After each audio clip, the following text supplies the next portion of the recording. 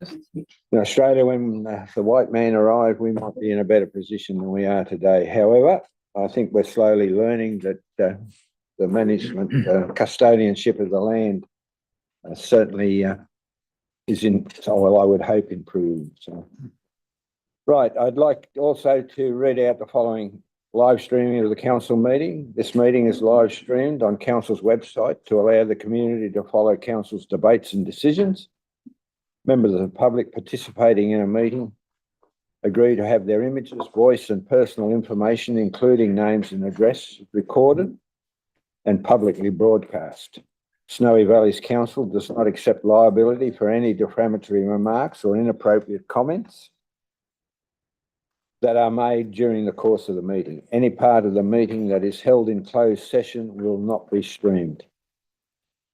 Council ethical obligations. Councils are reminded of the oath of affirmation of office they made under section 233A of the Local Government Act of 1993 and the obligations under council's code of conduct to disclose and appropriately manage conflicts of interest.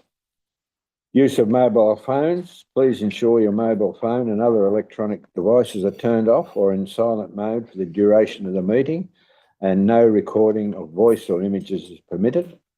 In the event of an emergency at council meetings, please evacuate the building using the nearest exit. Follow the instructions given by the wardens. Do not use the lift. Very good, thank you. We now have a public forum and we have three speakers from my left, SB White, Andrew Street and Rob Cox. Who wishes to start? Oh, look, you have 5 minutes and I'll use my discretion as to, and we will ask you questions. So who wishes to start? Right over. You don't have to stand in our presence, but feel comfortable if you do. I'm Rob Cox from Toomer, and I'm indirectly concerned about the rates. And I'll just read rather than gossip. And that by increasing the rates in our region, which have become ever increasingly greater and greater, even against adjoining areas, that we as a society are being destroyed. That we're having an influx of, and admittedly, very wealthy people coming into the area that have got no call on productivity or efficiencies or anything, but they are efficient, do a good job, but they actually contribute nothing to the district. And in doing that, our society as we know it is being destroyed. And that's of concern to me. These people whiz in and whiz out in their little aeroplanes or very flash cars or whatever, and their contribution is nil, as far as I can see. Just simple things like golf clubs, sports grounds, all sorts of things that they don't contribute to our society. And my opinion is what is happening is the rates going up is a little bit like the straw that broke the camel's back. People with high land prices, and we can't complain about that, but with the rates going up, people throw their hands in the air. And I mean, it is quite hard to make year in, year out on a cycle system. It is hard enough to make money out of farming as it is. And these people, they've got a lot of money, and rather than putting it into a deposit in the bank at about 0.2%, they decide to come into the Upper Murray and buy a lot of land. And now we're being punished for that, in as much that a lot of the valuations, a lot of the land they bought is down on the river flats, which is not in compliance with where we live. We're on the edges of that very rich country. And basically, I'm just concerned that the society of which we want and hold affectionately is being destroyed by these people. And the rates are the final thing that force people to sell, and then they buy that farm as well. And then we're left with no one of basic sort of understanding in the district. So that's my concern about rating. There's lots of things I could go on about productivities and all that, but basically I think the rating is changing our society. Thanks, Rob. Andrew, look, we'll ask questions at the end of the presentations if that's acceptable to you people, but, you know, feel free to engage with us subsequently. So, Andrew? Thanks, Owen. Thanks, councillors. Thanks, General Manager Nick, for accepting my presence here today and my contribution regarding my opposition to the proposed special rate variation. So I'm Andrew Street, beef producer and ratepayer from Mundaroo, and I wish to state my objection to the proposed special rate variation. And a lot of this is just obviously from my perspective, but obviously you need to understand my perspective. So since 2019, we have swallowed a rate harmonisation to bring us up to Tumut global land values. An increase in land values, as you can see in my appendices 1, 330% increase in land values. Recently, as you know, because you levied us with a 35.95% special rate variation, and now you're after another 40% on top of that. Specific to us at Mundaroo, and I can't speak for others, our land values, in my view, and I know this is not a council issue, this is about a general issue, but at the end of the day, you levy your rates on that, and we're conducted at the top of the land and commodity price cycle. And in my opinion, our values there at Mundaroo are conducted unfairly. If you have a look at the appendices there, you'll see the comparative sales and analysis were done by vastly superior land at Brewer at Greg, which are down there on the lovely Upper Murray flats, and one was just over here on the Tumut flats at Go-Cup. Compounding this, we're now at the bottom of the commodity price cycle, or certainly hope that we're at the bottom of the commodity price cycle, and got generational highs for interest rates. I don't need to spell out to you what that means. If you see my letter that I sent to all of you, I think one, and that was a mistake, letter dated on the 25th of November, you'll actually see where I've demonstrated what percentage of my actual turnover you're effectively going to demand that I'll be paying. I think it's going from something like 200% to 5%. Is it fair? Well, it seems to me in my casual conversations with other farmland ratepayers in the previous Tumut Shire Council that they've had very little or no increase in their land rates up to date. And I would suggest that they are very quiet on this matter for that exact reason, because they don't, in fact, some of them tell me they don't want to pick up the phone and talk to a works manager or anything like that, because they're that fearful that they will be getting some sort of rate increases like us. And while we're talking about fairness, I'm talking about an annualised inflation in Australia is 5%. I'm copying 260% over 5 years. And effectively an SRV is a tax on me and my business for problems that are not created by me. And unlike other taxes, I cannot vary or minimise these. There's only 2 avenues I've got, you, the councillors, or IPARC. Where does the money go? Well, in my view, over there in humble Mundaroo, a fair bit of it goes to vanity projects, evacuation centres and basketball courts in Tumut, new RFS buildings in Tumut, extended runways in Tumut, new weighbridges and waste centre in Tumbarumba and Cancoban, and I would suggest in Tumut. I don't know why we'd need 3 weighbridges, but anyway, probably some compliance, but I just got me miffed. These are things I didn't ask for, don't want, can't use in the event of a flood or fire, and definitely can't afford. I know that's the case with the rates notice I got yesterday and the ones I'll be looking forward to. I grow tired of Snowy Valley Council staff members cutting ribbons to puff up their own CV and credentials that I have to pay for now and into the future. If you refer there in my appendices on today's agenda, if you refer to page 11, response 5 regarding asset funding and maintenance, perhaps those who are benefiting from these asset fundings and maintenance named in this document as the tourism industry will be happy to pay for a greater share of the rates. Where does the rates come from? It certainly doesn't come from the 46% of our Shire by land masses controlled by the national parks. It does not come from the forestry or their heavy machinery that damages our roads. It comes from us, the ratepayers. Comparisons, as Rob's mentioned, and this I'm sure is going to, because he made a very good point there in Tumbarumba. Greater Hume Shire enjoys farmland rates 30 to 40% of ours. I've got a friend that lives 21 k's from the top tier of Albury. He's paying exactly 33% of what I'm paying. Solutions. The state government has to cough up for its unpaid share of National Parks, Forestry and Correctional Centre, or give us dispensation in our Shire. We as ratepayers need to stop paying the emergency services levy twice. We pay it to you in the rates and we pay it on our insurance. I've raised both these previous two matters with the Honourable Justin Clancy for mention in Parliament, which I believe he did, but I've not heard back from him. I ask you the question, are farm rates fair and equitable across our shire, given that other people say that theirs has not raised and they are not willing to talk to you guys about it? And are farmland rates fair in comparison to residential rates? In conclusion, I find that the proposed SRV is grossly unfair. 2 points of contact, you guys and IPART. And I know that IPART will rubber stamp whatever you guys say.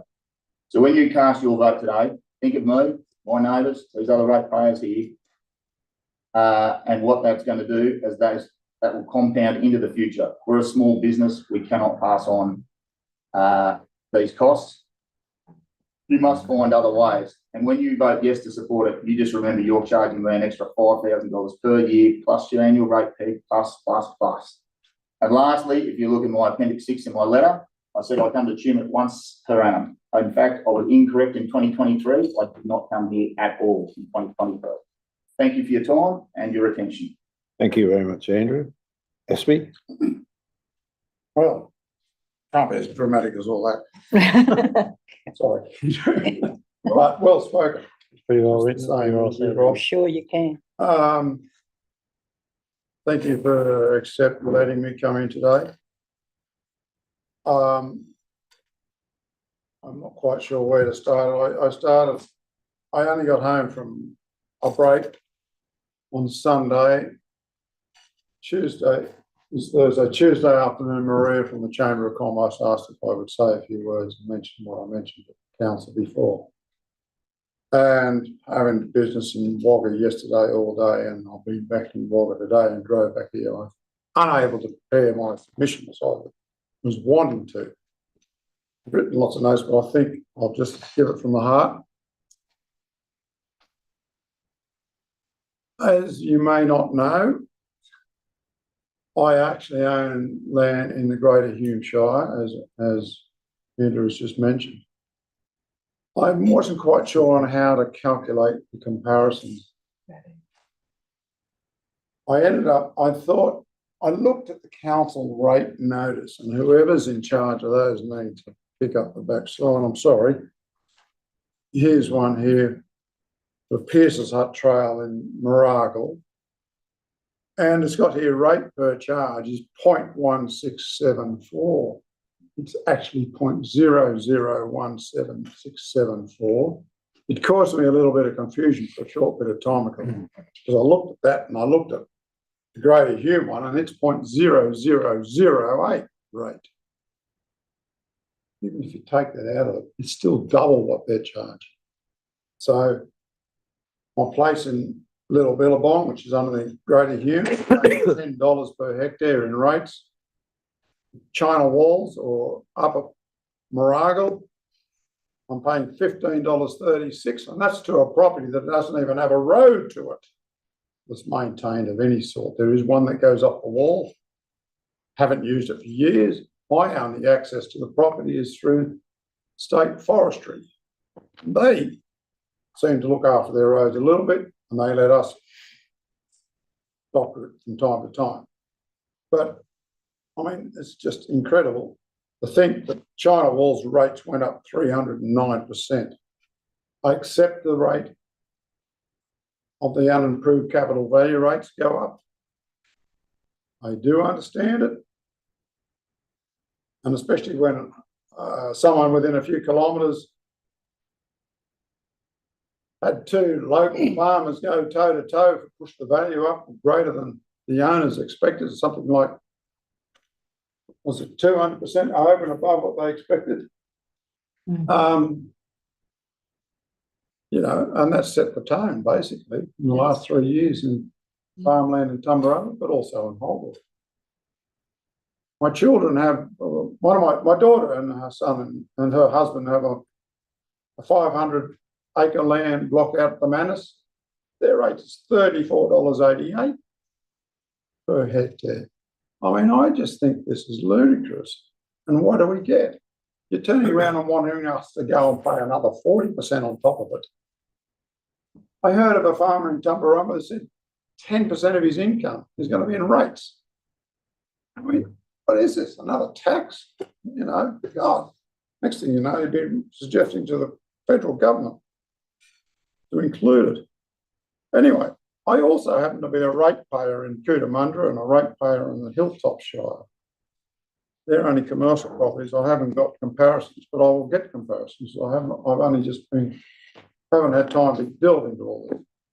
And then when I see on the executive summary of today's paper, the financial position is unsustainable, and it goes on to say, these measures alone will not suffice in the long term.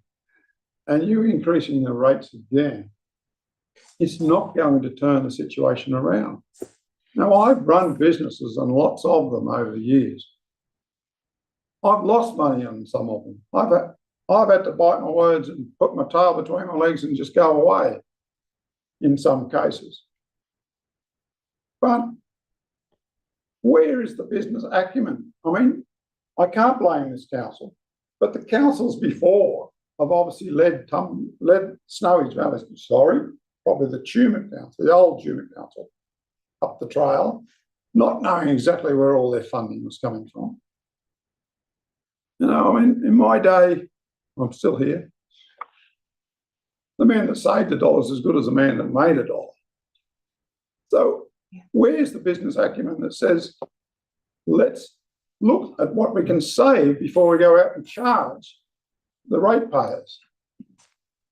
I mean, it's Time's up. it's common sense from a business point of view. These times.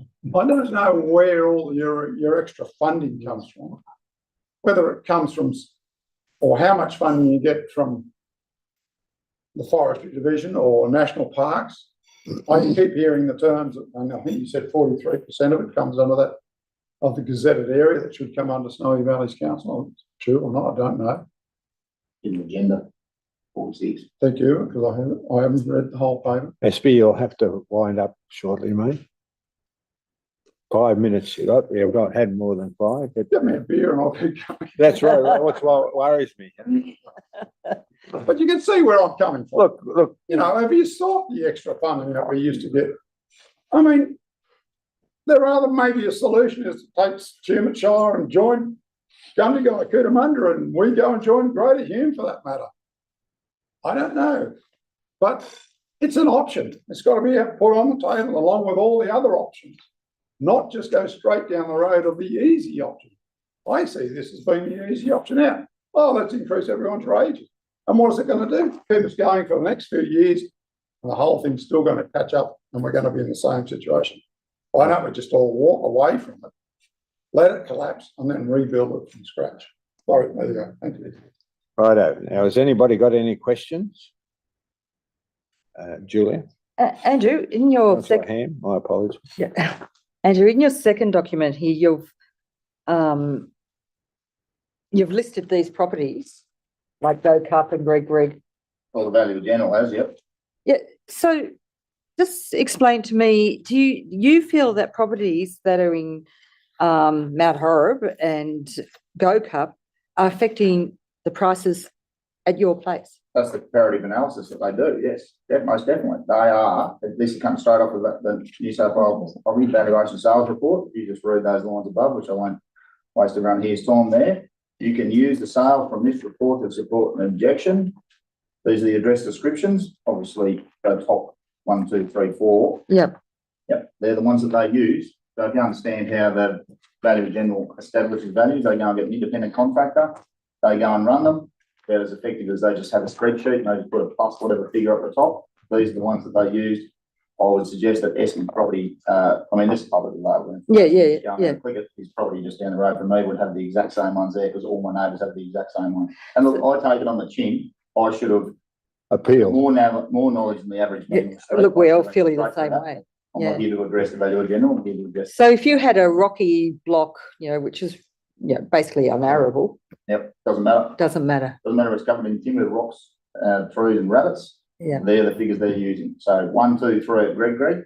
You have a look across there, 110 hectares, 5.3 mil, 109 hectares, 6.4 mil, 156 hectares, 4.3 mil, 362 hectares over here on the Chinook River, probably irrigation as far as I know, 12.2 mil. And you charge also. Yeah, so that's how mine, if you go back to the other ones, gone from 2.2 to 7.7. Yeah, and we had an email today from Toby Manns and he's gone up 337%. Yep. So, Look, And there's others there. Yeah. it's not the Plenty of only right one, under there's some of a them. significant Moderate. number. yeah. There's a significant number of, and look, we understand that we're still working on a solution to the problem because, you know, And I'm not hearing the names about other people, but I know people east of Chinook here on the Chinook River that say their rates were $2,000 and they look like the best country in the district. It's like now they've gone from 2,000 to 2,500. People over here in the ranges over here, their country carries is more, if not more cattle than me, and their rates have not changed. They might have gone up from 10,000 to 11,000. and you're dead right about how the Valuer General goes about the process. They categorise the area, look at the sales, you know, and if, I think Rob made an allusion to the fact that people have come in, paid exorbitant amounts of money for the land, and that's influenced the Valuer General. However, there always was an option to appeal. No, I'm already myself, criticism. And look- Because I know plenty of my neighbours did and they had success, because when you go and have a look at their valuations, they're round figures. They're not 7.669 million, they're like That's right. 15 million for 1,500 hectares, whatever it is. Mr. General Manager? Yeah, look, I'll just make a couple of comments, I guess, particularly around the valuations, and there's no doubt that they've gone up a lot more in the southern part of the Shire than the northern part of the Shire. But my experience with revaluations that are on a 3-year cycle is that I don't want to build up an expectation I can't deliver on, but often you will see a rebalancing of that when the next. I'll be having a win next time, don't worry about that. but naturally there is a rebalancing of it, and you know, as you're both probably aware of, because you're both at the Summer Run meeting, I think. You know, I used to work at Greater Hume Shire Council, and we used to have the same issues over there in relation to, I guess the country east of the Hume Highway was going through a phase a little while back where it was increasing in value exponentially, and then the Plains country out, you know, towards Walbundry, you know, their rates were effectively going down because these other ones were going up substantially. What we found, you know, after a couple of revaluations was that during sales, the land out the west of the Shire was starting to go up much quicker in percentage terms than the land east of the highway. So, you know, it did rebalance, and there is a possibility, I know it doesn't help you at this point in time, but there is a potential that there could be some rebalancing of that the next time there's a general reval. What you're telling me in simple terms is I've got to be patient, but what it feels like to us over here, Yep. because we're at the southern end of the Shire, and I don't seem to have detected anyone's mentioned the demerger, but it just seems like everyone in Chinook didn't get anything, and we've copped it all. That's just how it seems. Yeah, well, I guess that's outside of our capacity really to influence, because council doesn't get involved in the valuation No. process. The first time basically we see the impact of the valuations, and my understanding, there was a presentation made to council last February. You probably would have got your little notices from the VG's office March, April that year, so not long before that. So there's no influence from council. No. Nearly every time we've been revalued, or the previous council I was at was revalued, we take the VG to task. We never ever were that successful because they'd produce some sales that would demonstrate what they're saying. I'm a little bit surprised here that they've used sales that are So Quite- far away. quite so far away from Makes what you sense. are. That seems to be a Have a little look bit, at your own block and have a look at what they use. Odd to me. It'd be no way near.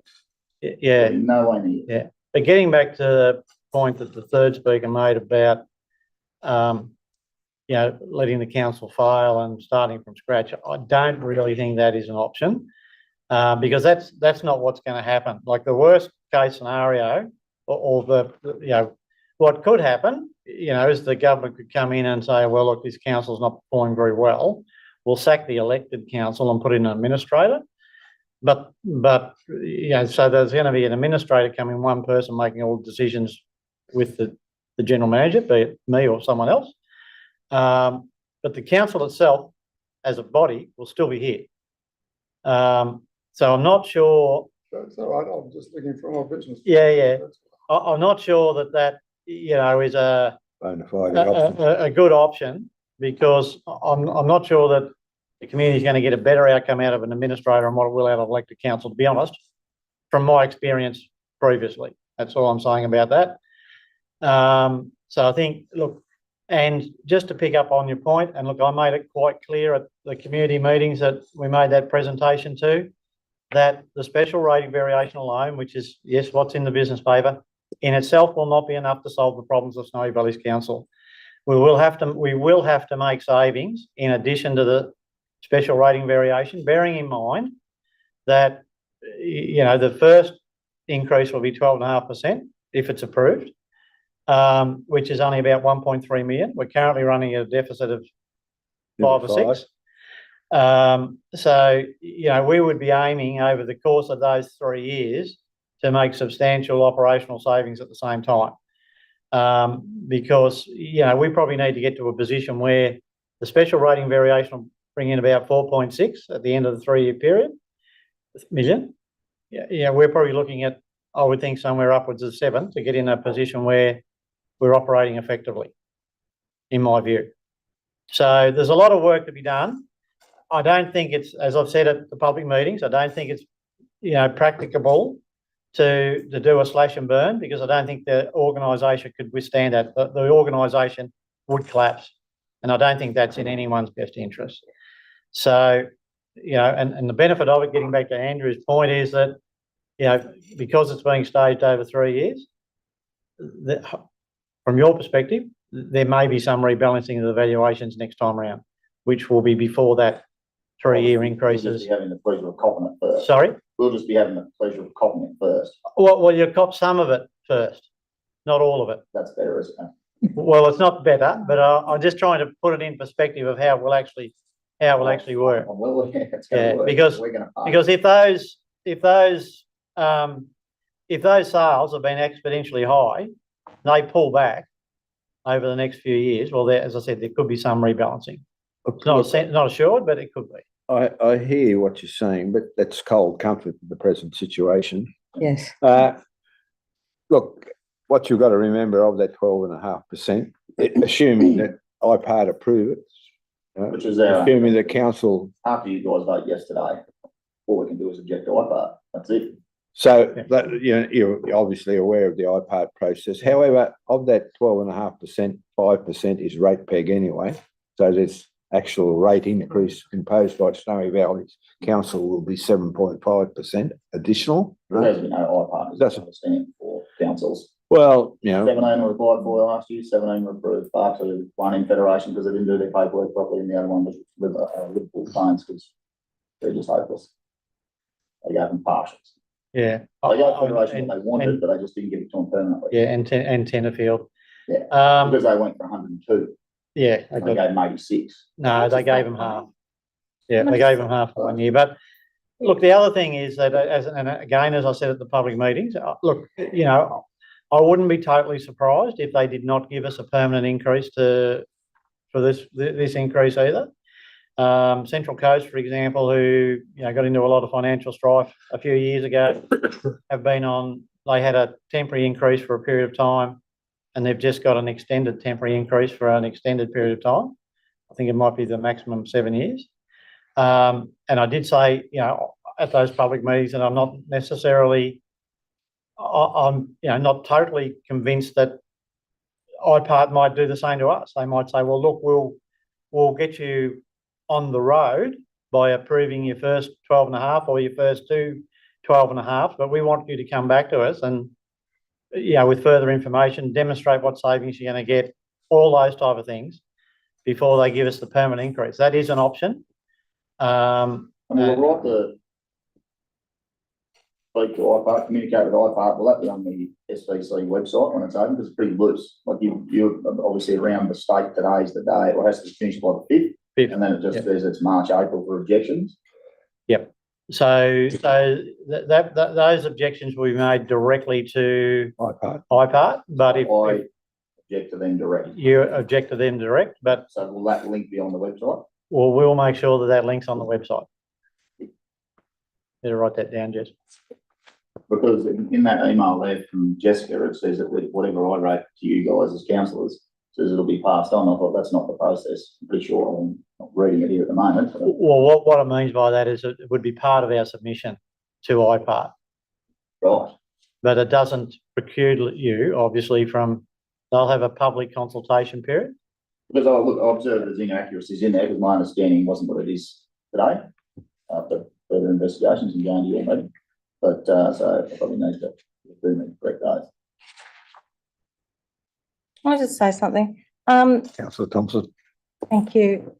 Just in relation, each one of us around here is probably a ratepayer. We have family who are ratepayers as well, and we understand. So from my perspective, personally, it's not an easy option. This is something that we don't look at spending public money or council money as an easy way of spending money. To me, it's far more difficult to make the decisions that relate to a wider, broad community cross-section than it is in our own family. We make a mistake in our family, it's only us that we impact on. Difficulty that we have is that we're unsure of how else to actually get the community the things that they keep asking, that they say that they want.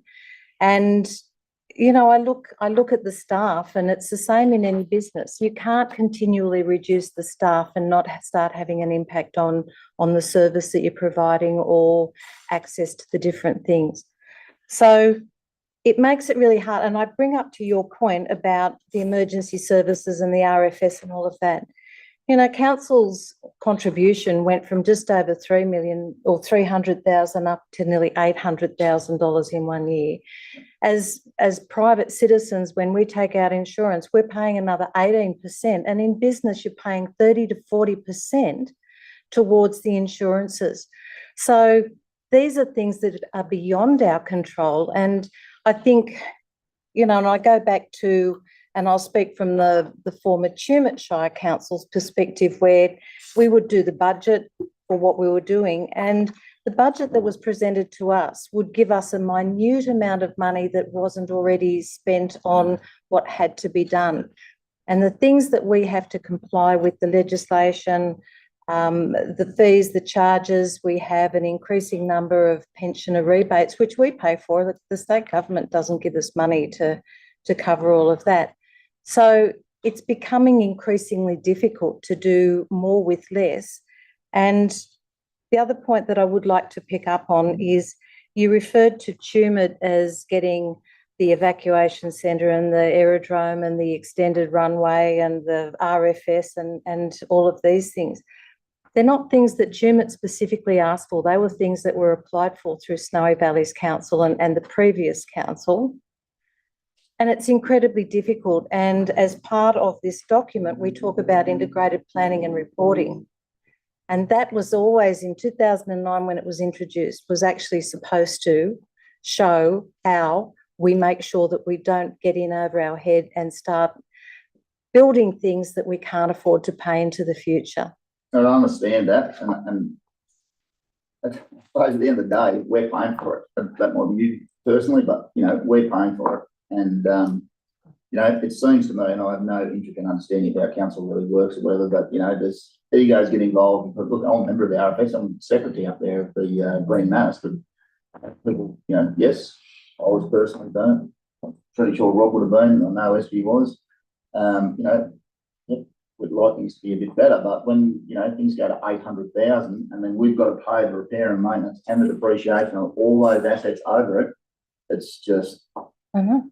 Well, that's not the only contribution, Andrew. I get a feeling that there's people that work for Snowy Valley councils and there's people that work for RFS as employees that, as I said there, that puffs up their CV, makes them look better. They've got more assets to manage. They've done this, they've done that, they've done, you know, look at my CV, I've done all these things. That's great. But we've got to pay for until it's, as Steve made a very good point, which I hadn't really thought of until I went to the Tumbarumba meeting. When these assets get to the end of the life, that's not the end of paying them. Even if we've got to knock them down, we've got to pay someone to go and knock them down and cut them away. So, as Steve made a very good point, that's what I've learned a bit in the whole process. All councils, but I would want our council to be very thoughtful about what they agree to, because we might get the money up front from the state or federal government, but we, as the ratepayers, got to pay for it from here on in, and they don't go down. Wages don't go down. Insurance doesn't go down. hire and equipment, whatever, doesn't go down, only goes up. So, as I said in my letter, it used to be in the Tumbarumba days, a modest shire with modest expectations and modest rates, and now it doesn't just feel like that at all. We spend a lot of money on things that I personally don't particularly, like I said, didn't come to Tumut in the whole of 2023. So, yeah, that's how it feels. Nancy, councillor Armour. Thank you. I apologise. Through you, Mr Mayor. Thank you, you three, for addressing us. And I note there's 3 farmers sitting there, and so am I. And I think what is often forgotten in the big city, where the rules are often made for us to apply as a local government, they have no idea that what farming is all about, and the little margins that are there in the good time, and and we're just, I believe, from a personal experience, at the end of absorbing any more of the cost and responsibilities and the bureaucracy that is applied to us as farmers to make an income. It's just not there anymore. So that is why there's 3 farmers sitting here. Our land values are far outweighing any productivity we can make of it. Makes no sense at all. You only farm because you love that lifestyle. And you know, it's going to be to the point where we're going to drop that lifestyle because we can't survive. And then we'll see the chaos with our food security and everything else. Because we are the only one country that actually still has enough space and land to be food secure. So, look, totally agree. As a business person, like SB, on being on both ends, I would have called in a voluntary receiver way back when I thought, hey, I'm above my head, and you start working. Council finances don't work that way. And you're dealing with decisions that have been made in the past that you've got to fulfill, or otherwise there's huge expenses to try and get out of them. So thank you very much. Absolutely understand, totally feel, because I feel your pain. We're in the middle of it. Thank you. Hansi? Thank you. Is there a 3-year, 5-year, 10-year? I should be asking Steve. Steve, I'm sorry. Steve's fine. To get back to maybe having rates applied on farming ground, but also on CBD areas, similar to what the Greater Hume is using now. Well, I don't want to speak for Greater Hume because I don't work there anymore, but look, it's about the experience. it's horses for courses, and I must admit, after you made that comment, or I think you might have made the comment at the Tumbarumba meeting, or whoever made the comment about the difference in the rates. Yeah. SB did. SB, was it? Yeah. I went back to have a look at their delivery plan to try and work it out because it didn't quite sound right to me, but I couldn't. This last year, there was something that you've got the rate notices, so you know. Yeah. But from their delivery plan, it wasn't quite as apparent to me. There seemed to be something wrong with their table, which I couldn't understand. So I can't really comment on theirs, but as I said to the councillors before when we had a briefing session, rating is a fairly complex issue in that depending on which side of the fence you're arguing from, you can always be right, depending on, and so, you know, the point I tried to make there was the question was asked around how much does farmland contribute to the rate taking Snowy Valleys, which is around 46%. Okay, so on one aspect of it, you've got 25% of the ratepayers paying 46% of the take, but on the other hand, rates is also land value based, and 75% of the 77% of the Shire's land, value of the Shire's land is farmland, and they're only paying 46% of the rates. So it depends on which side of the fence you are as to whether it's inequitable or not. So what councils try to do is come up what they think is reasonable based on all those circumstances, and that would have been the situation that's come up at Snowy Valleys. Yes, you know, because of I guess we were lucky, or Greater Hume was lucky, they didn't have rate harmonisation back in 2004, which was another, I guess, sting in the tail for this amalgamation, that it was a little bit different. So you had the rate harmonisation, as I said to the mayor earlier, I guess, there's been there's been the quadrella, I suppose, for the people in Tumut, that you've had rate harmonisation, you've had the first special rating variation, you've had the exponential increase in valuations, and now you're having the second special variation. So all of those four things Plus COVID. have come up with not a very good outcome. I understand we need to have tools. I'm not, we've got to have a community, and it's not just about us as farmers and whatever, but, what do we really use? What do we utilise? I can't even go to the tip for anymore. It's $17 to tip a green bin off of the tin, and I can't get a tax invoice from your operator who's across the road here, Belmar. I went to the Albury tip the other day, and I had like a tandem trailer. It was 25. Like, Righto, look, consume a lot of your resources. is what I'm Can I just say that I'm a ratepayer too, and I'm well aware of the ramifications of what's happening. We're looking at ways in which we can, mitigate the circumstances. We can change the base rate. We can do a number of things. However, it's, for real terms, it's probably only just worth tinkering at the edges. And look, I'll just give you a bit of a background. One of the issues that we are dealing with is 7 years of loss within the organisation, which amounts to about, I don't know, 34. in the general fund, probably $34 million, roughly $5 million a year. Yeah, I saw it in your agenda. And we have reduced our reserves from 20 million to 8. So it's one way or the other, we probably should have been acting earlier. However, it's not the case. It is what it is. And The bit that I looked at your agenda, the bit that really sort of, when I look at those figures, not you to be answering my questions, I suppose, but just the staff on cost services and whatever it was, materials, it just, I don't understand how your budget was like. I'm not looking at it, it's there, it's like forecast of 14 and you've spent 30 18 million or something like that. Yeah. Like, is that an awful lot of gravel, or it's an awful lot of something? well, the costs Staff on have cost- escalated beyond, and you would know the inputs to your farm have gone through the roof. I know that. But I suppose there's the bushfires for the road. Yes, and gravel. And a lot of it was the grant money comes through. A lot of it's come from grants and anyway, look, we understand exactly where you're coming from, and it's an issue that we've been addressing.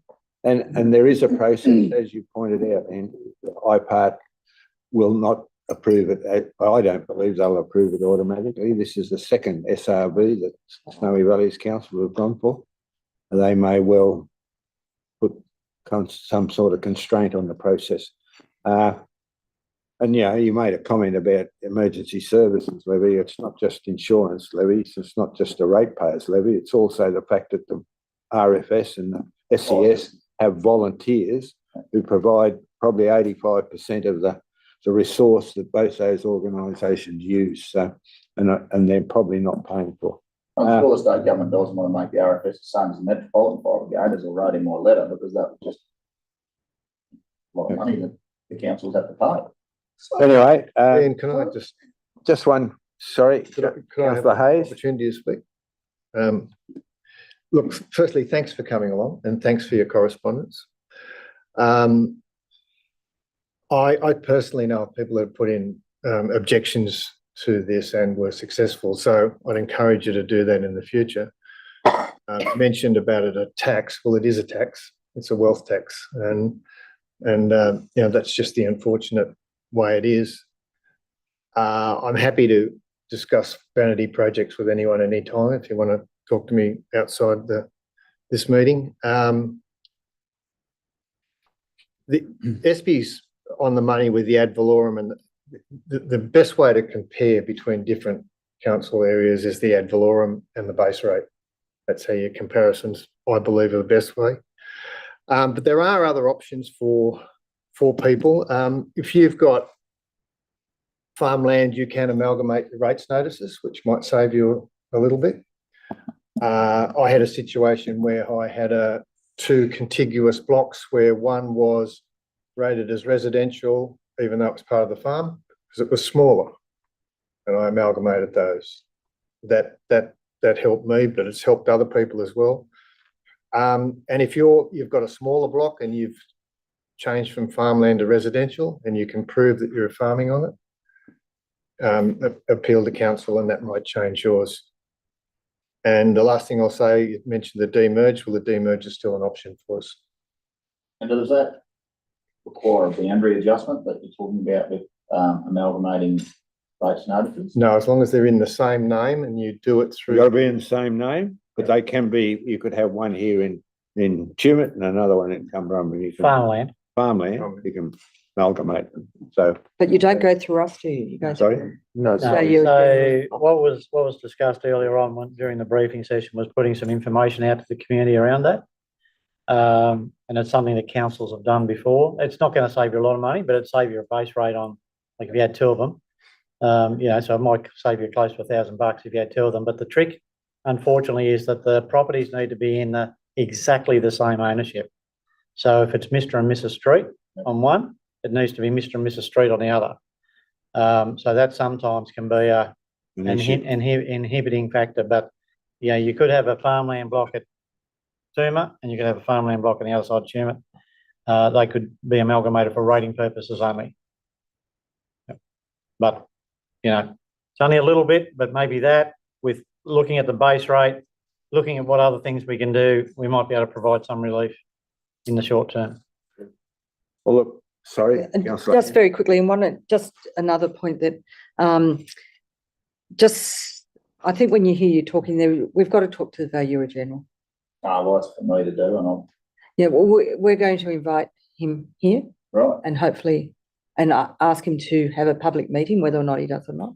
But and figures like this, we'll be able to bring to him and just say, we want fair and equitable.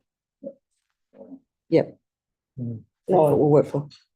Look, thank you. Just Sorry, make a quick uh, comment. Councillor Livermore. I don't know if you guys are members of New South Wales Farmers or, because I can see here one of the big issues, and it's been mentioned, with the valuation, that there is no nexus between land productivity and the value. It's based on, if you like, Sales.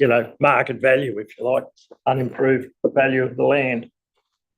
So to me, that would be a good lobbying exercise through New South Wales Farmers or whatever to lobby the Valuer General's so that in valuing farmland, there is a nexus taken into consideration as to the productivity of the land. Yep. Because it's all right to say, look, a millionaire investor will come out of Melbourne and pay 20 million for my bit of land. But that has no bearing on what that land can produce. Mm. To me, that would be a fairer way of valuation. Well, that's to be taken up when he does. It's not going, but, Yeah.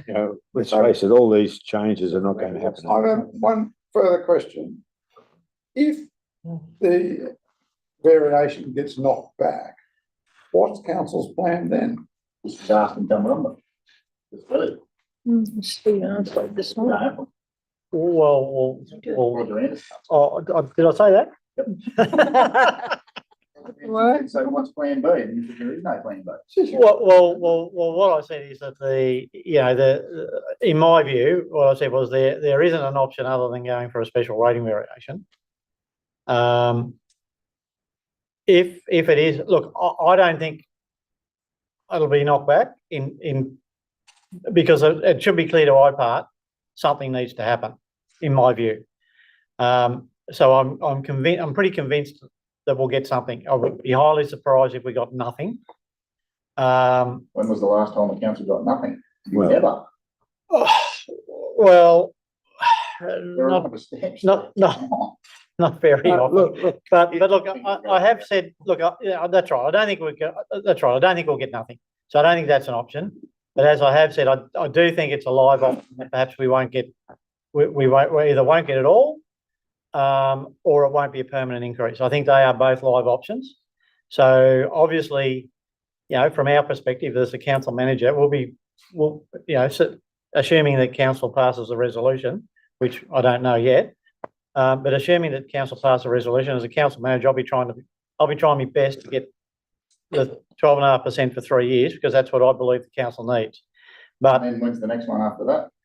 well, I know this was probably said last time, but look, you know, you can't keep going back to the well. And I think, you know, the councils, you know, we've got to look at what we're doing. There's no doubt about it. We've got to try and find savings. Now, as I said before, I don't think we can do a slash and burn to find the savings, because I think it'd be too disruptive to the organisation, because as I explained at Tumbarumba, you know, the organisation, because of everything that's happened here, has never had a good chance to consolidate. And, you know, I've spoken to staff here, and even when I was at Grady Hume, we often used to say it took us 10 years after the amalgamation to really find our feet. And that was with not much going wrong. You know, we did have the odd natural disaster, bit of rain, few floods, but not to the extent that Snowy Valley's had, where, you know, you had major bushfires, 45% of the Shire burnt out. The council has never really had an opportunity to consolidate its operations, in my view, from what I've seen in the last five months. So yes, we need to make changes to the structure of the organisation, but it needs to be done relatively gradually. So getting back to Mr. Watt's point, I think we'll get something, but I'm not 100% convinced that we'll get it all. Now then, if we don't get it all, that'll be a matter for councillors to say, well, are they going to go back like Federation are this year to try and get it made permanent, or are they going to do something else? I know Hunsey said it's not the same as a business, running a business, but you are running a business. We are running a business. It might be a silly question. Can you go to the bank? Well, look, we've discussed this many times at council as well, and yes, you can go to the bank. Yes, we can go to the bank, but what I've explained to the councillors is it's no different to your personal banking. You can borrow money, but you've got to have the capacity to pay it back. You know, we track record. Yeah, but if you're trying to pull in 1.4 million extra a year or whatever it was you just mentioned, and your combined debt is about 7 million, so currently the interest on 7 million is about 455,000. Not incorrect. No, we haven't. You We're could not. easily fund the 455,000 on a yearly basis on a 10-year interest-only loan. No, well, we're not running. We're not running a council. We're not running an overdraft, so there is no interest to council there. Well, that's what I was. Yeah, but we've got to be able to afford to pay the money back. My concern with that approach is, if we went to the bank and borrowed the money, are we going to be disciplined enough to make the changes to the structure of the organisation that we need to make? Maybe, maybe not. I don't know. The bank loan. They usually force it onto you. It's a tenant inquiry. Will the bank loan it to us? Yeah, that's right. I would expect so. Right, look, I think we've dealt on the issue. We understand the position. Thank you Let's say very one tiny thing, Just- Jack. quickly, Rob. Do you think the community has too much expectation for services provided? Look, it's probably not the services, it's dealing with the needs of the community versus the wants. Are they excessive? Well, We think. we're endeavouring to taper the wants and address the needs, and I'm not sure exactly whether we've reached that point yet. But we're aware of the situation, how we manage it. The problem is that local government, getting back to Espy's comment, if any business, doesn't matter whether it's local government or if you can't manage the money, you might as well shut the door. It's as simple as that. Right. There's an election. Anyway, in thank you September. very much for your time. There's an election in September. They might like to put their hand. Yeah, well, that's right. There's an election. Maybe. Thanks for your time. Thanks very much. Right, thank you. Thanks very much. Thanks, Ed. They say thank you. Thanks, Rob. See you, Espy. Thanks very much. Thank you, thanks. Ed. Okay, we'll go to apologies. Item 2, apologies, leave of absence. Remote attendance, there aren't any. Declaration of pecuniary interest, move it up. It's open. Oh, yes, please. Yes. I'd like to declare a pecuniary interest in relation to report 5.1 due to being on the committee and having a business which involves this early childhood education and care. Thank you. Thank you. Governance and financial report, application of special rate variation. There's a recommendation. Someone moves a recommendation? Or an amendment? Can I amend, please? Councillor Ham, I'd like to add 2 amendments, please. One being for Snowy Valleys Council to invite and encourage the New South Wales Valuer General to address an open meeting to explain how property values are determined and the impact this has on the rates. And the second one, for council to revisit the base rate for all ratepayers and determine if it needs adjusting to ensure that fair and equitable rates are being charged across the whole council area. your VG, the Fifth Amendment is the VG, It's give a been said. presentation to the council or the community. To the community, Yeah. yes, I've said an open general meeting. Yep. Is there a seconder? Thanks, Nancy. Nancy. Councillor Armour. Councillor Harmer? Discussion? Want to go into committee? I'll move that we go into committee. Moved by councillor Ham, is there a seconder? Sorry, councillor Yes, Thompson, vice versa. seconded by councillor Ham. I'll put the motion. All those in favour? Against? Carried. I don't, who wishes to start? Well, I think we've just debated it for 55 minutes. Really, Right, so that's just my statement. that's it, right? Please, anybody else? Councillor Ham? I'd just like to acknowledge the 201 people that wrote in on this survey. And then there were other people who put in submissions, which showed very clearly that, people are very, very concerned about this, and we're taking this decision very seriously. People like Margaret Watkins, I thought she brought up a point, why aren't we subdividing more? Because that is actually one way that can bring in more rates. Would that be explained? Please. Well, she's quite right, I guess, in that the land values in a council area rising doesn't increase your rate yield at all, which is a common misconception of people. The pie stays the same with the rate peg added to it. And then how it's distributed is in accordance with people's land values. So the only way that you can actually get an increase to the rate base is by expanding the rate base through subdivisions, which is what that ratepayer has suggested. Which I guess for rural councils can always be a little bit tricky. Ideally, you'd like to see the economics of the region being sufficient for private developers to do that rather than relying on council, but there are plenty of examples where council have, and Snowy Valleys have done it in relation to Snowview Estate.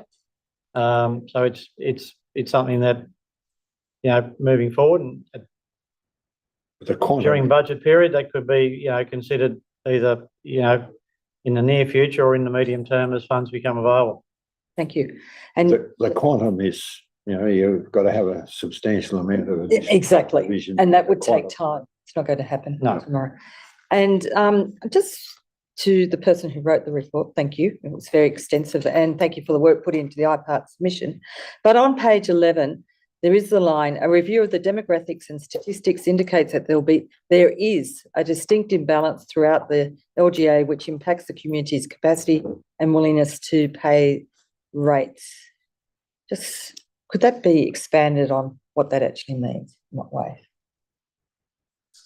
Through you, General Manager, the Mayor. Essentially, the LGA is quite vast in terms of its socio-economic capacity.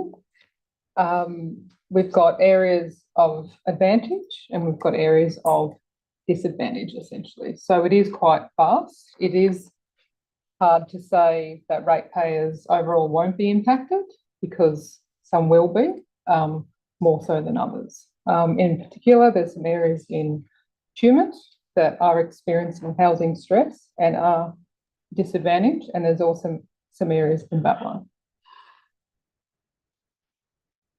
And do you feel like we've just heard from 3 landholders down in the Upper Murray? Do you feel that's not a fair and equitable at the moment? So people who have rates going up 337%. I can't sort of, just validate their individual circumstances at the moment, but, if that is correct, it is, yes, the rates will increase. As I said, more than others, significantly. So But that's that's more because of value in general. correct. And that is the imbalance that, that I've found doing the capacity to pay report is everyone will be affected differently, essentially. Can I just, sorry, make a comment that the ad valorem rate, if you do the calculations based on the distribution now, e.g. the ad valorem, what's going to happen under the new regime to the ad valorem per valuation dollar? Does anybody know? Not at this stage, no. We've done the calculations on the average rates per category and what they will be. And I can say IPART will be doing their investigations as well. They just don't read our information and take that on face value. They conduct their own assessment, and they'll also be looking at average rates for us, but also other neighbouring councils as well. So that's part of the process. So to further answer that question, I suppose that will depend, on some modelling we do as part of the budget and in relation to what happens with the base rate. That's Because right. if the base rate changes, so will the ad valorem rate. And just one Councillor last Ham. question. On page 55, one of the reasons that we do want to have increased rates is, we say, is to reduce council's reliance on grant funding for asset renewal. Isn't it good if we're getting grant funding for asset renewal? Isn't that part of the state government's role? So why do we want to, prepare ourselves as if we're not going to have grants? Because we do know that there are lots of grants for fixing roads and there are grants for fixing up sporting facilities and things like that. So are we getting money to give ourselves a buffer in case those grants don't come through? Well, we can't rely on them. That's the problem. But We need to get to a stage where, We're not dependent. our reliance on grants is less than what it is now. Because if you actually go through our budget, like our actual general fund contribution to a lot of those assets that you just mentioned is not that great. So without grant funding, with some of those areas, we would not be doing a lot of work on some of those assets, particularly roads. So we do have to reduce our reliance on grants. Yes, I totally agree with you. If there's grants out there and it's going to be beneficial to council, well then yes, we're going to apply. What we've spoken about over the last couple of months though, is being more discerning around if it's something new, ascertaining whether we really need it or not. And but that's a different type of grant. that's right. different So that's what proposition. we've got to be careful of moving We're not doing forward. that anymore. But if there are grants there for roads and things like that we're going to spend money on year in, year out, Yep. and it's going to reduce our operational costs, absolutely we're going to try and get them. And can I just add that operating and capital grants are actually our main source of income at the moment, and then it's fees and charges and rates as third. So having that as our main source of income can put us in a predicament if that We're vulnerable. situation changes. Yes, it makes us more vulnerable. If they dry up, we're in desperate. We're a committee. Councillor Thompson. Thank you, Mr. Mayor. On page 11, this is sort of going into what we were just talking about, item 11. Why does council apply for or accept grant funding to build assets that they cannot afford to run or maintain? And, this, and I mentioned it in the public forum, this is what IPNR, the Integrated Planning and Reporting, was always introduced to ensure that councils didn't overextend themselves. And, when we talk about the grants coming in, and I'll use FAG, the financial assistance grants, as an example, because it's like moving goalposts. It's not the same every year. We used to get it paid, we were paid a certain amount.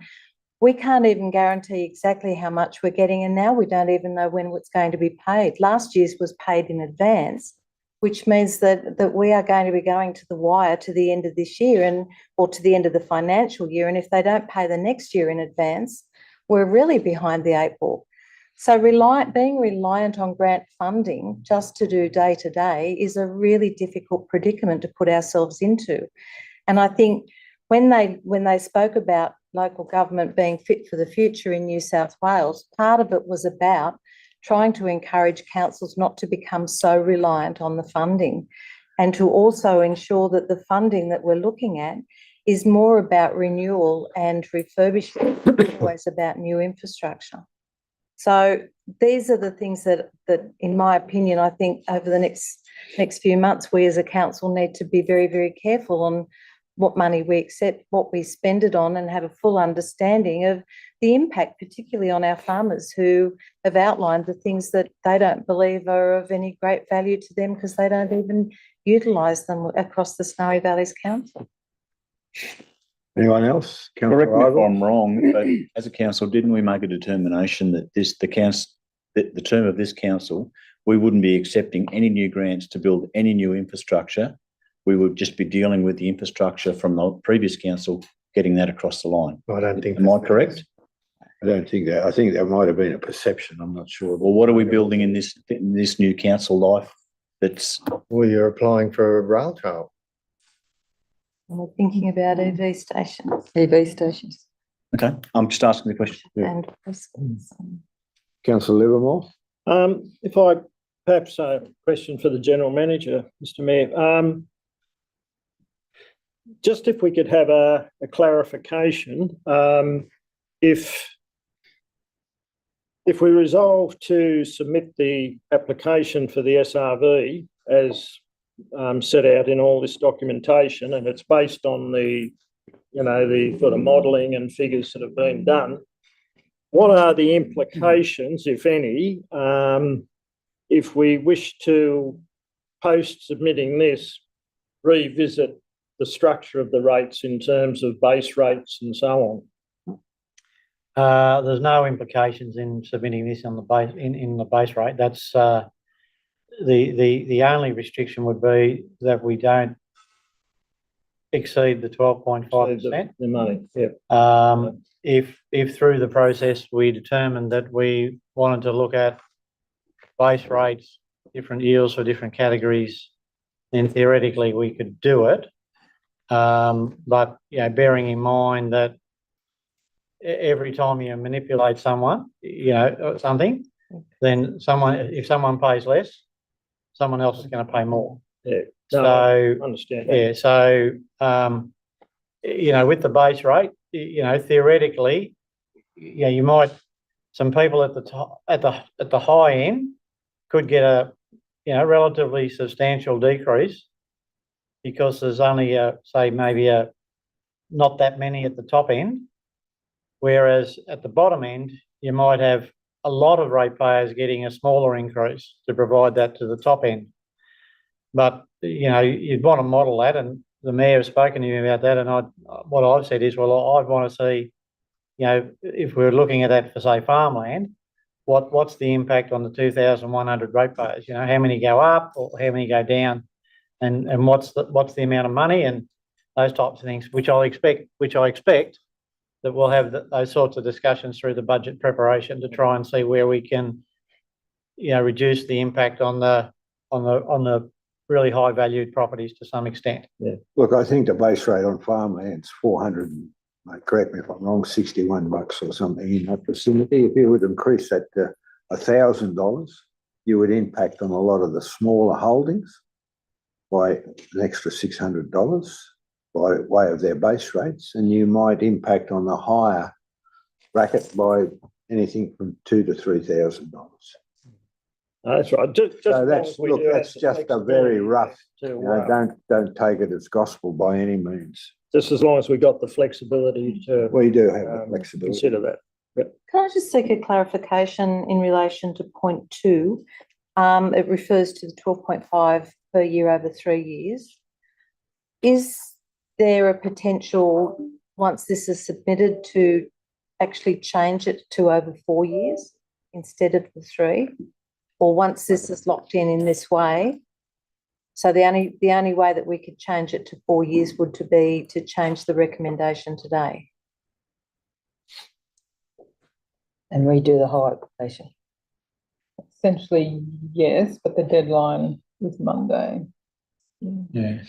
So just- Look, look, it's a question that probably hasn't been raised before. And I think it would be pretty difficult to change to a 4-year option today. Yeah. But I would be happy to take on board. I'd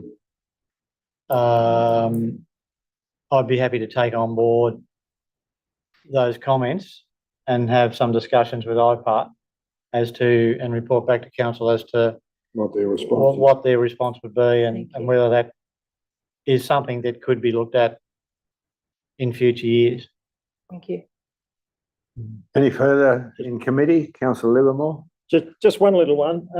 On page 91 of the report, there's, and this is where that figure of about 46%, I think it was, of the council area is national park and so on. I actually thought it was more than that, but I noticed in that it doesn't specifically mention forestry. Is there a reason? I can include that. Because I was always the impression, you know, including forestry and crown land and so on, that it was State something forest, like, yeah, private forest, state forest. private but- forests are Private- rated. Private forest. Yeah, no, private forests are rated, Yeah. because the message in this is about, we've got Private forest. this land No. that's unrateable. And as I say, it's not mentioning state forest, which I was under the impression that the actual physical area was something like 53% or something of the I shire. think it's close thought to it was 56%. I thought it was 56. Yeah, something well over 50 anyway. Yeah, That's forestry. yeah. corporation. I was going to bring up the same point and just even if dreaming, I know, but whether or not we actually put in another amendment to the motion to say that we have to continually lobby because there are big industries in town and state forests that are not paying anything in rates. And they're making a big impact in our area. Can I first ask you to expand on that, councillor? Ma'am? Well- Back? Well, state forest, okay, they give us the roads, but we have, trees being cut down, taken here, there and everywhere. Then they really do use a lot of our services and they are not paying rates. I hear And there what are you're other saying. industries, They certainly impact on our road structure, yes. but by the same token, we don't, if they pay rates, would we find ourselves having to maintain their road structure? Well, it's all a question to be had. That's the worry, that I think that we need to be, before we, Well, probably that's the decision, like that's a study in itself, isn't it? What are these industries giving us? And you but what could are we probably giving? suggest that at some point in time, someone assesses the impact of unrateable land, e.g. and MPWS and Forestry Corp on council's ability to raise revenue. Yep. Certainly something that's Sounds very good. been discussed for many, many years. Yep. Councillor Ivor? Yeah, I'll just pick up councillor Livermore's comments. That when you read the statement there, it talks about protected lands, and that statement there is correct. Whereas land use, the next statement below that talks about agriculture, beef, and timber production. So that picks up the forestry component of it, because that word up the top there, protected lands. No, Forestry aren't protected land. no. But that agriculture and timber production, that is an industry, but that's That's not right. clarifying how much of our area is actually covered by So it unrated. may need its A own. big percentage of it. I think They do that- pay rates, whereas the forestry don't. yeah, that's right. So that component within State that forest. category, there's a component not paying rates. So I think what councillor Livermore was asking was for us to clarify the amount of forestry corporation plantations Mm. that are not paying rates. And that could be picked up in its own, with its own category, Well, it could go Well, in as it just another, group in another with dot point. national park And and in- so on. Yeah. or another dot point. Yeah. Any further discussion in committee? Councillor Hayes? Just a question, how much do we bring in from the general rate now? There is a heading. It's about 10 million, I think, but just give me a second and I'll tell you. Yes. 10.5 is. Goes up, there was a chart compiled of what it actually went to over the full period of the SRV. Here we go. So this financial year, it is, wait for it.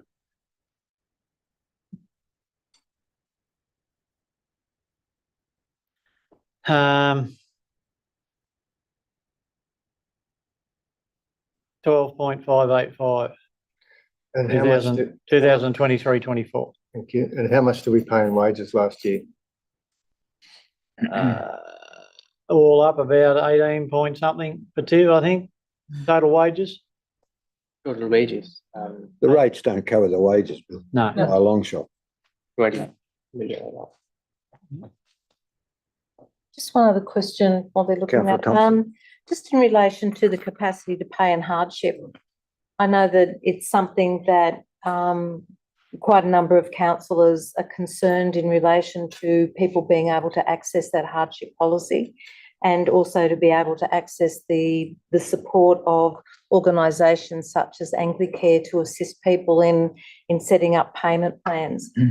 And I think as a council, we need to encourage people before they actually feel that they may be getting into a difficult position to come in and organise a meeting so that those plans can be developed and take some of that pressure off before it's. So that's something that I'd really like to encourage staff to start looking at. How do we encourage people to come in, set up a plan? And it may not just be because they're already behind in rates, but it may be if they feel that they could struggle, that they want to be on the front foot, not the back foot. Any further comment? If not, I'll think someone to move that we go back into council. Councillor Thompson, seconded by Councillor Ham. Put the motion, all those in favour? Against, carried. We have a resolution or a motion with two amendments to it. Any discussion? Can we have the motion up with the two amendments? Thank you. The amendments are item number 5 and 6. Councillor Larter. Oh, I'd like to speak against the motion. Councillor Larter. The late Kerry Packer famously said, "I don't know anybody that doesn't minimise their tax. Of course, I'm minimising my tax. If anybody in this country doesn't minimise their tax, they want their head read. As a government, I can tell you, you're not spending it that well that we should be paying extra." Well, I can tell you now, that's exactly what is going on here. This is an absolute farcical. The system is absolutely broken. We can't even cover the wages. We've got $18 million in wages, 12.5 million coming in rates. I mean, you can talk about this IP&R rubbish till the cows come home, fit for the future. I mean, how could you be fit for the future? I mean, the funding model, the business model is completely stuffed. There needs to be an absolute wholesale change to the way that local government, state government and federal governments are allocated money. We just don't have enough money. They're giving out money left, right and centre at the federal level and state level for these projects that, you know, at the end of the day are not covering off on the basics. The basics should be covered first. We shouldn't have people sleeping on riverbanks. We shouldn't have people having to go to Anglicare to pay their rates. I mean, it's complete madness. Red tape. I mean, we can't even pay for a traffic control for the Anzac ceremony. We send 2 people down to Melbourne for a grave diggers course. How hard is it to dig a grave? All expenses paid. We're worried about where the money's going. We need to have an immediate sit down with the local government minister at both the state and federal level and say this is unsustainable. And I reckon every council, bar a few in New South Wales, in fact, probably Australia, would agree that what we're doing does not make sense. There is not one staff member in this building that doesn't work hard, and we don't need. There is not one pothole that doesn't need to be filled, but we haven't got the money for any of it. And these poor people that come here today, we're asking them to fund it. It's absolutely ludicrous. It is not the way forward to put more hardship on people. They can't afford their bills. They can't afford petrol. They can't afford their electricity bills. But here we are sticking them with another 40%. We bring up the runway. I mean, these poor buggers were bringing up the runway. They were making out that it was the runway's fault that we're in this situation. I mean, the runway needs to be built. Whether it be built by local government, state government or federal government, it has to be built. We need it. And to say that, you know, the poor old RFS people are only doing it to puff up their resumes, absolutely ridiculous. I mean, these poor people are here, you know, unfairly criticising the RFS because they think that we're in financial hardship because we made a decision to put the runway ahead of a few other projects. That runway needed to be built. And it doesn't matter, you know, what spin you put on it, it had to be done. Hospitals need to be built, roads need to be built, we still need to collect the rubbish, but we can't afford any of the bloody stuff. And here we are, you know, trying to put more hardship onto these people. It doesn't matter whether you're a Liberal Party member, whether you're a Labor Party member or a Green member or any other member. The system's broken. It is absolutely broken. And what we should be championing to all these people that don't want to listen and have got their ears blocked is that this model is stuffed, absolutely buggered. And the only way forward from here is to champion that so we can change the model. So I mean, these governments have got $400 million to run a referendum on the voice, which didn't need to happen. That could have been put into. Righto, I think. Oh, well, it's all right for you to say it, Councillor Thompson, isn't it? Look. I mean, you love the welcome to countries. I mean, we should be getting rid of all this stuff. It's costing us a bomb. I think you've said enough. Point of order? What's the point of order? You're being completely disrespectful. I am not being disrespectful. Look. I am not being Councillor disrespectful. Lara. I'm saying that there is money being absolutely wasted by governments. Look, can I just And make a we're comment copying here? it. If they'd taken on board the fact that in 2011, every local government in New South Wales went to Dubbo and said local government needs reform. The whole proposition was hijacked by the then government, and the solution to the reform in New South Wales was merger, which has turned out to be an absolute farce, right? Couldn't We agree can more. all see that. However, it is as we have it today. And I'm not sure that your argument is conducive towards the resolution that we have in front of Well, us. it is. We've wasted how many billions of dollars on COVID? I wouldn't, And it's a complete joke. Order. I don't, okay. It's not in righto, relation to okay, our motion. righto. Oh, so it's okay to waste public money and you think it's all No, right it's to then not make the okay ratepayers to waste public- to cop it? Why should they cop it? Because of Righto. mismanagement up the line. Councillor Lata, thank you. Right, anybody else got a point of view? We now need a speaker for the motion. Anyone? The United Nations want us to, you know, Okay, reduce how Councillor many Lara. cows we've got. Don't have the You're floor. happy to have all that. I will Those speak debate. to point 5 and 6 because I think it's Councillor Ham. very You can do it that important, if that's okay for you, Mr. Mayor, about and as Councillor Larda reports out, we did have 3 people come and address and took a bit of courage to come and talk so openly about the hardship that it's going to cause them.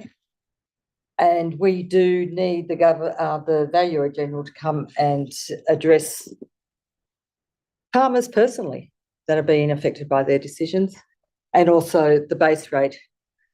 Us as a council, when can that be done? Will be done as part of the budget deliberations. Yeah. We can't change it for this financial year, No. right? We can only change Right. it for the next budget period, right? And we've committed to doing, you know, A review. what we can around that to present some options to council. So can Councillor Armour? I'd just like to back what you just said.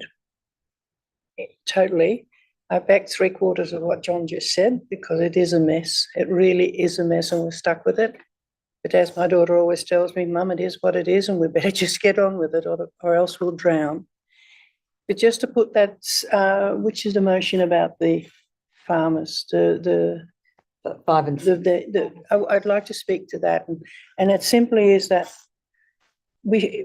we as a nation seem to forget that a farmland is a tool of trade for the farmer to produce food. Without it, you can't produce food.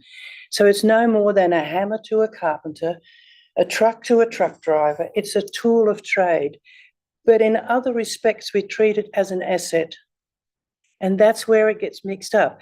A person living in a residence in town goes out and has a job with his hammer or with his whatever, and comes home and the house becomes their asset.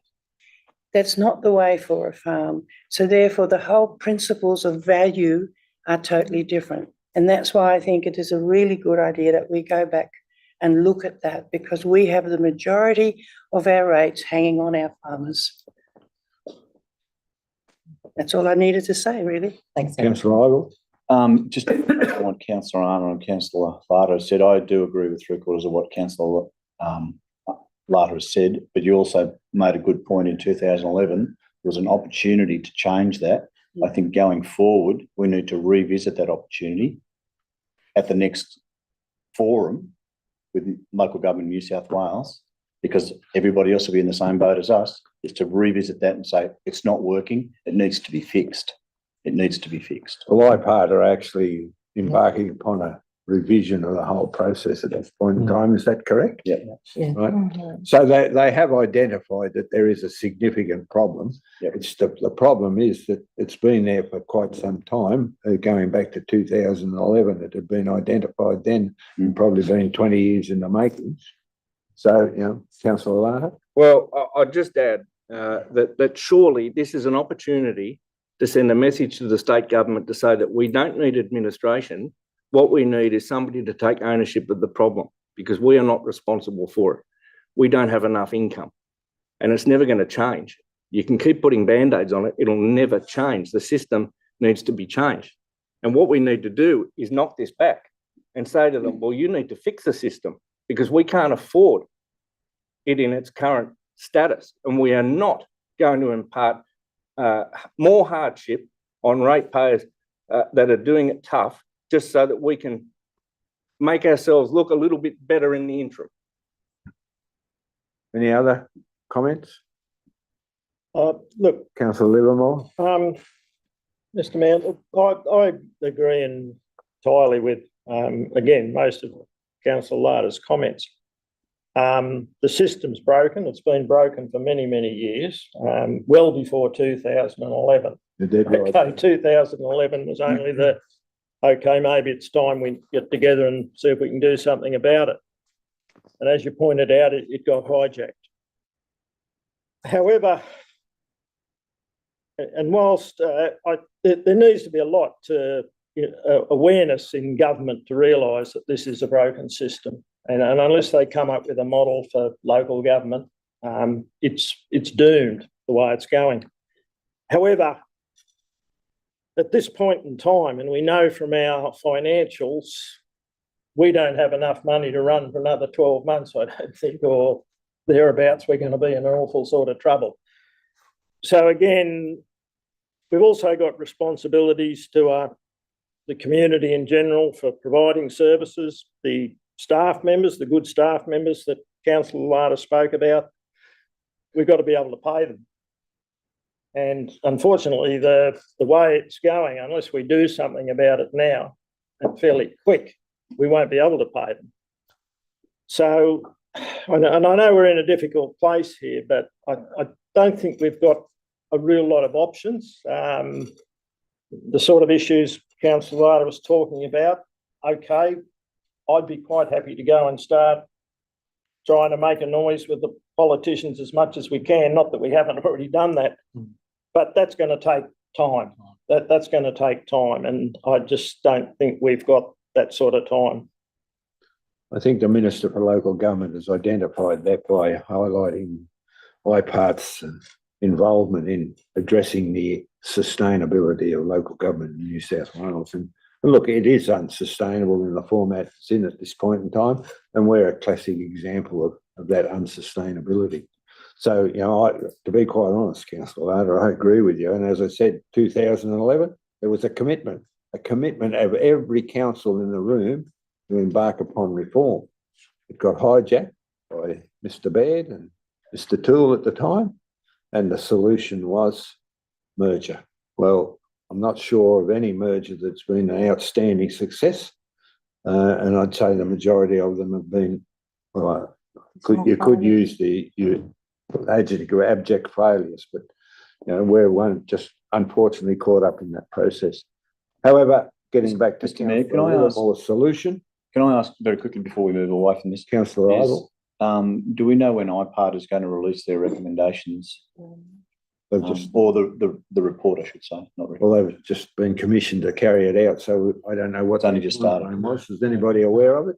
You identified Councillor Littlemore? Look, I think it's only just been released at their. I thought poll it might have had the review, time frame in it. Okay. But anyway, if we do find out, I'll let you know. I think But I- submissions, pardon me, Mr. Mayor, I think submissions from memory were open until a date in March. So, yeah. Are we submitting? My word, we are. Thank you. 1st of March. Righto, any further debate? If not, I'll put the motion. All those in favour? Against? Uh, All those in favour? Right. Against? Carried. Those against? Councillor Armour, Councillor Hayes and Councillor Ryder.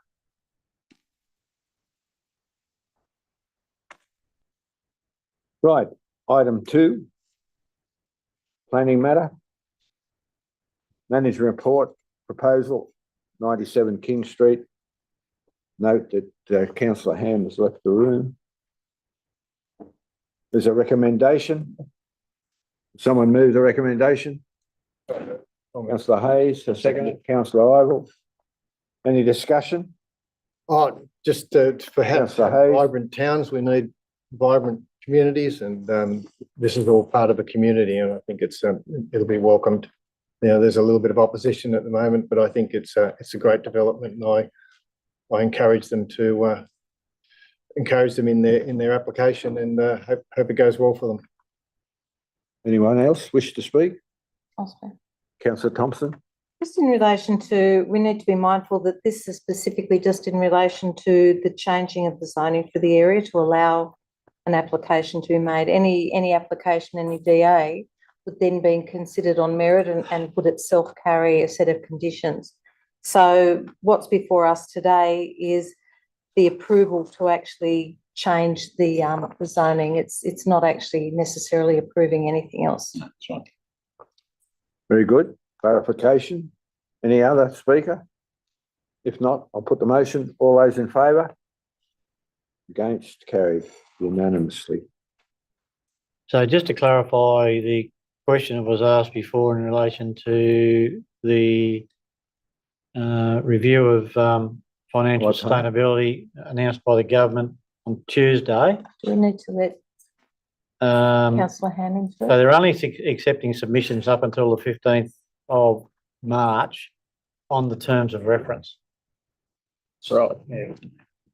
So, So there's no time frame for the final report. well, the 15th of March date is on the draft terms of reference, which are currently out. So that's clarification. So Thank you. I would imagine after those draft terms of reference have been finalised, that I put a time. Will frame. they be publicly available as part of that process, or they'll only be publicly available once it's finalised? Now, there's a draft terms of reference, which I'll just download and shoot to councillors shortly. So that you can have a look at them. That's for clarification. Is item 6 is the confidential. Is there any confidential? No confidential. Any further business? If not, I'll declare the meeting closed.